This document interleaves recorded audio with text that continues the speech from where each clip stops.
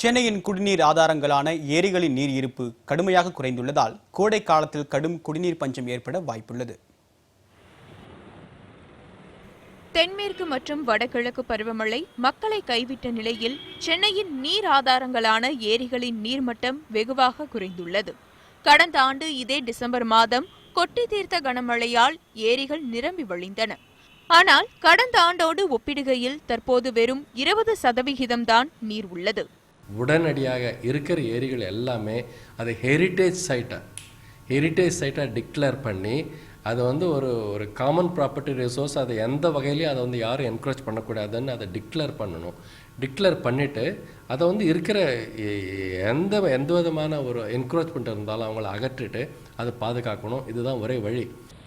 2003ஆம் ஆண்டு டிசம்பர் மாதம் பருவமழை பொய்த்ததால் 2004ஆம் ஆண்டு கடுமையான தண்ணீர் பஞ்சம் ஏற்பட்டது. இதேபோல் தற்போதும் நெருக்கடியான சூழலை எதிர்கொள்ள வாய்ப்புகள் அதிகம் என்கிறார்கள் சுற்றுச்சூழல் ஆர்வலர்கள். போன வருஷம் டிசம்பர் 2015 கிட்டத்தட்ட 1,07,000 கியூசெக்ஸ் அடையார் ரிவரில் வந்தது அப்படின்னு சொல்கிறோம்.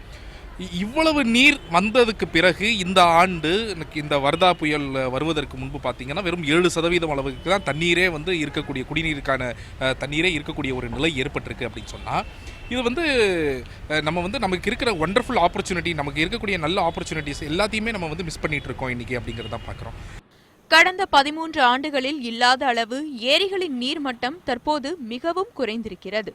இதற்கு ஏரிகளை முறையாக தூர்வாராததும் ஒரு முக்கிய காரணம் என்ற குற்றச்சாட்டு முன்வைக்கப்படுகிறது.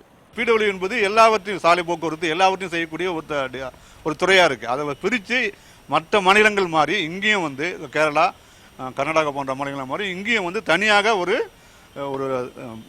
நீர்வளத்துக்கான ஒரு அமைச்சரும் அதுக்கான ஒரு வாரியம் அமைத்து செய்தால்தான் இதை திட்டமிட முடியும்.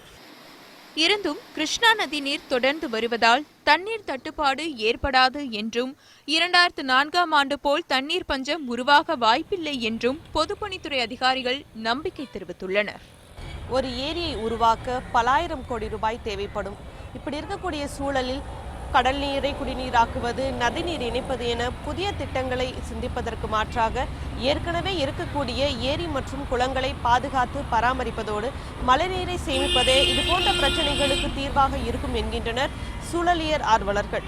ஒளிப்பதிவாளர் அருணுடன் தமிழரசி, நியூஸ் 18 தமிழ்நாடு, சென்னை.